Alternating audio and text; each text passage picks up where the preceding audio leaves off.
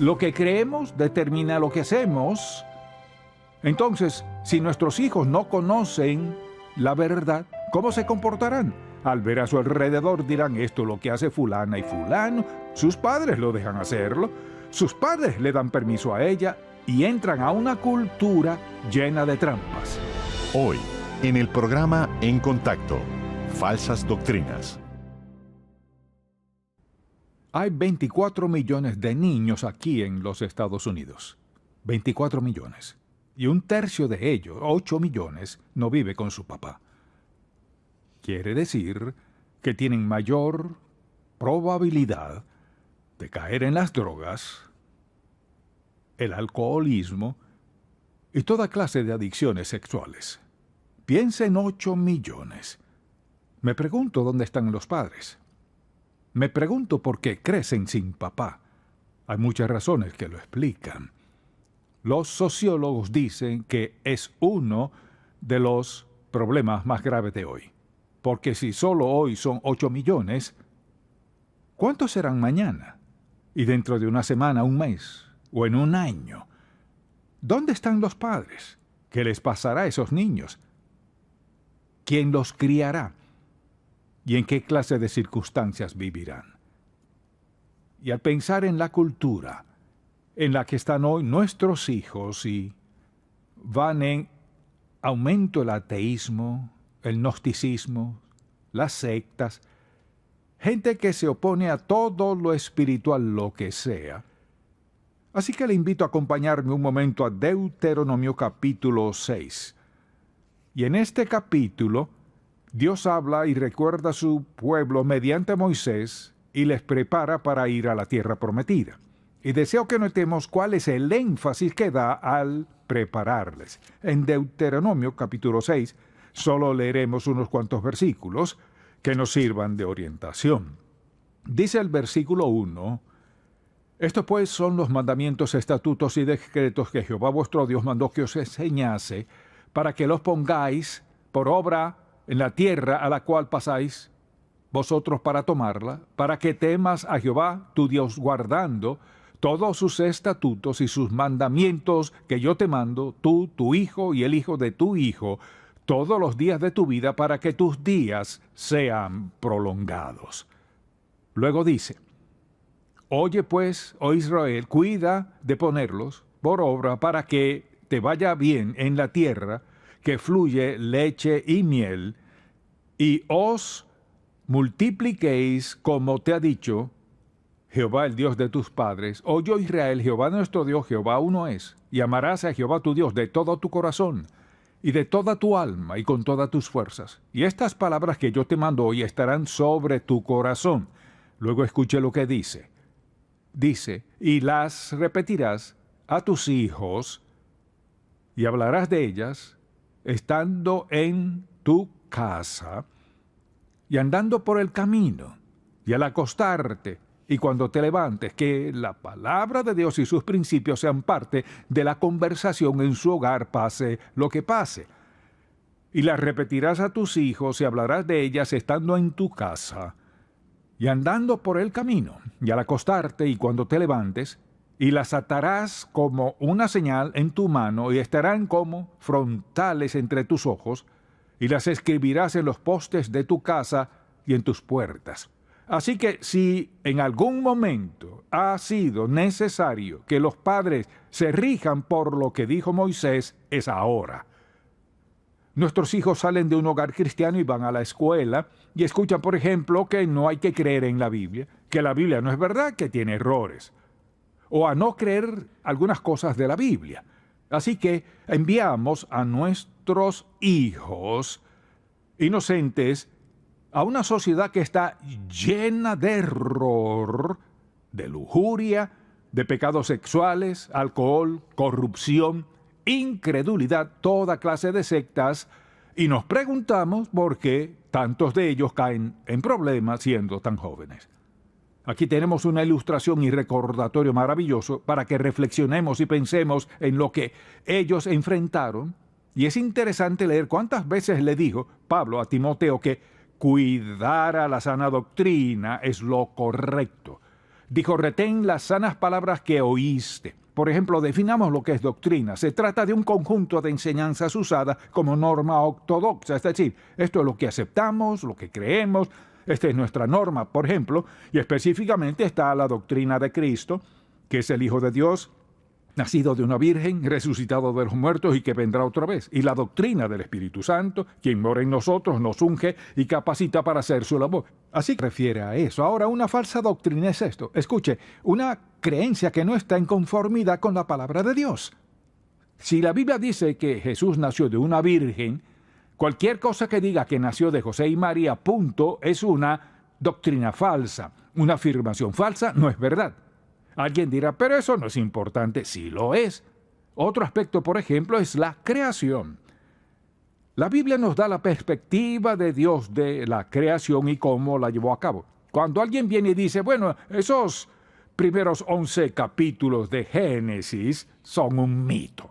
Así no sucedieron las cosas, sucedió, alguien lo escribió y ya. Esa es una doctrina falsa. Y a esa clase de sociedad mandamos a nuestros hijos. A eso se enfrentan. Uno solía enfrentar eso quizás en la universidad, pero no era usual en aquel entonces. Hoy lo enfrentan desde la escuela primaria. Maestros que no creen en la palabra de Dios.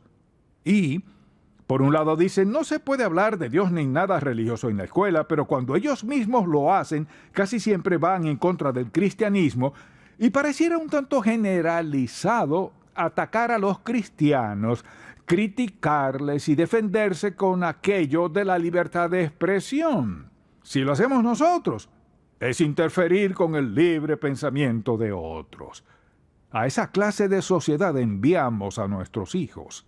Herencia, no dejo de enfatizar con importante es asegurarnos de vivir consagradamente y de influenciar a nuestros hijos, aunque será difícil para ellos. Irán a escuelas donde los demás no creerán lo que ellos creen. Por eso, los padres deben ser valientes y firmes y dejar que sus hijos lo vean, no como alguien débil y condescendiente.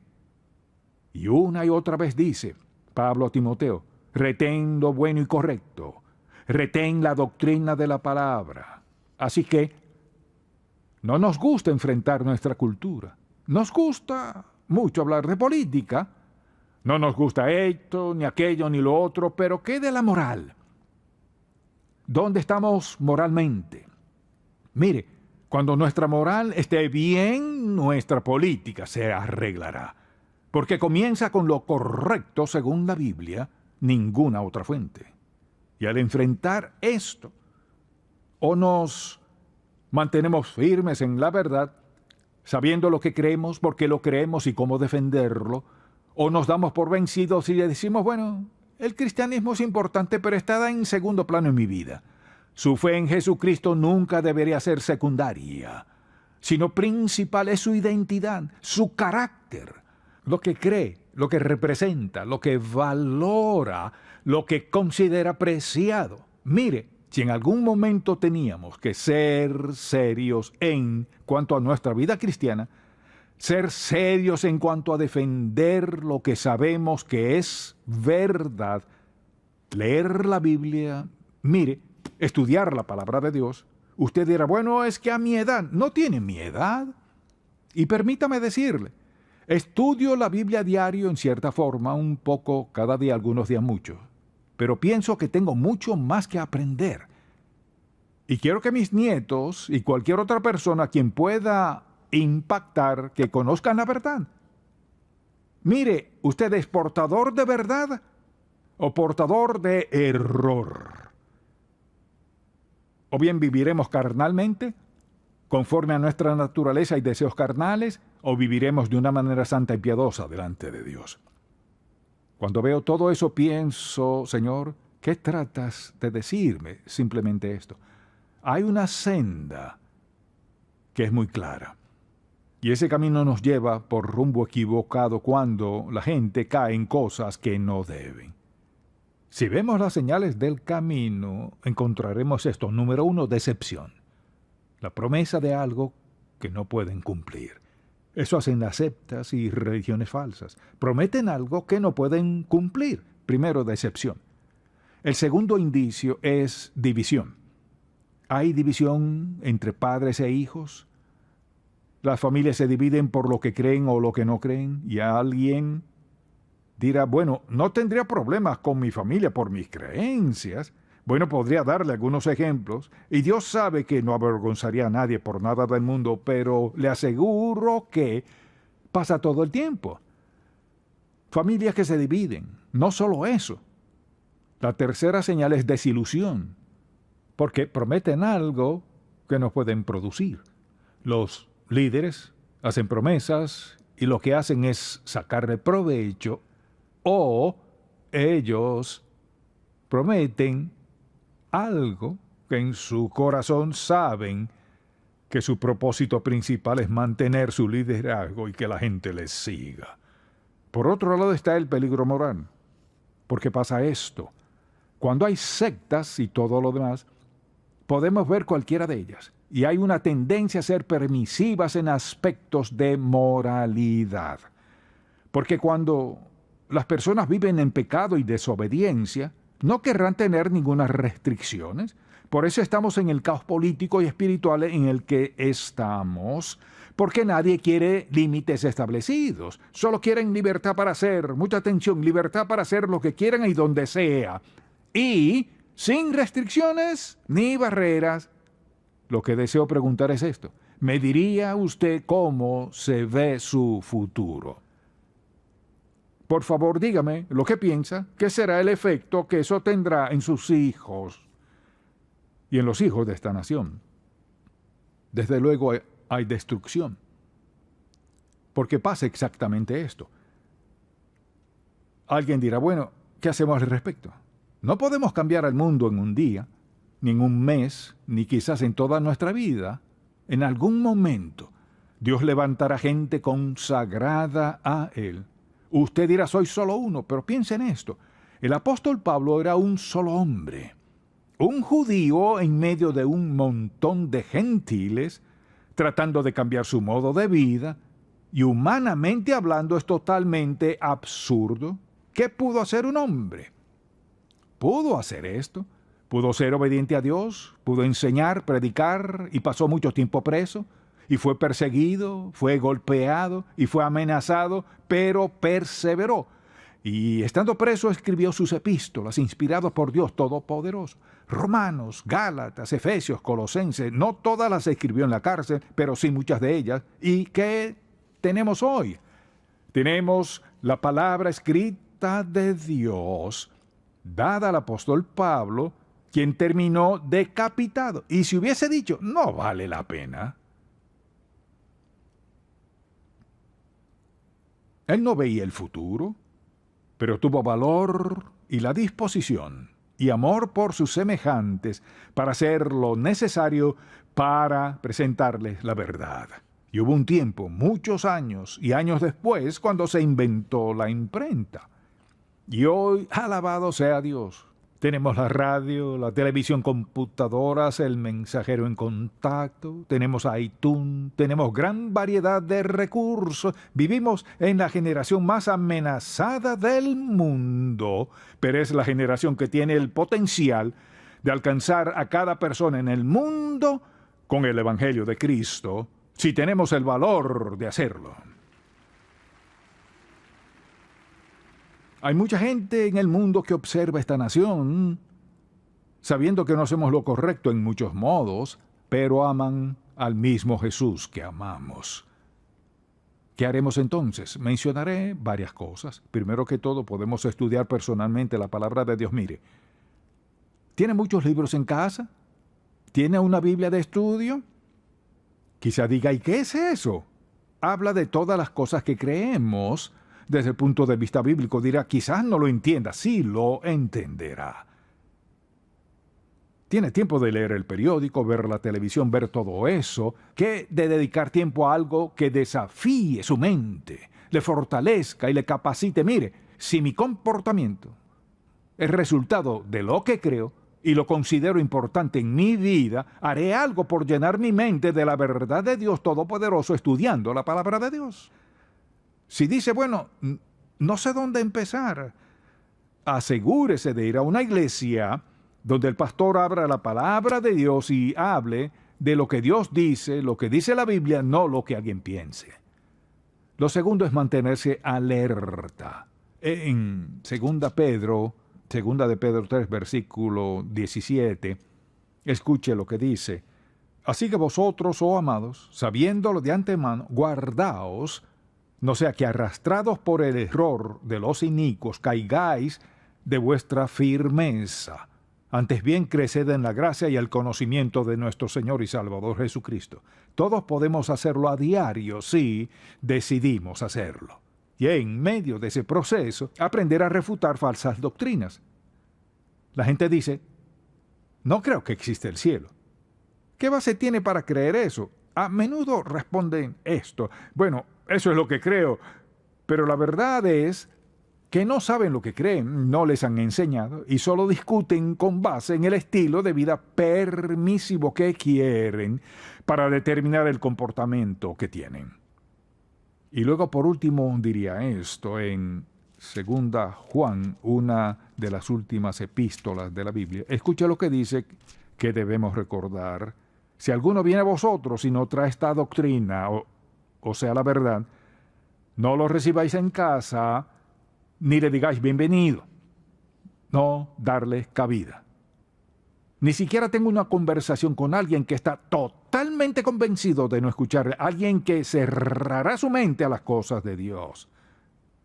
A menos que piense que la puerta está abierta y que están dispuestos a escucharle. Aquí estamos, viviendo en la sociedad más corrupta que hemos tenido en la historia de esta nación.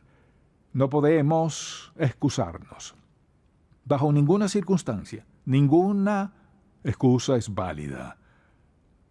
No es que sea crítico, solo le digo lo que dice Dios, confiando en que usted pensará seriamente en sus hijos, en sus nietos o en los hijos de otra persona que no tienen un padre consagrado a Dios y quienes están buscando algo que no ven en sus propios padres. Y cuando veo niños, si se me acercan, nunca estoy demasiado ocupado para parar, saludarles, darles un abrazo o lo que sea, porque no sabe cuál es su potencial.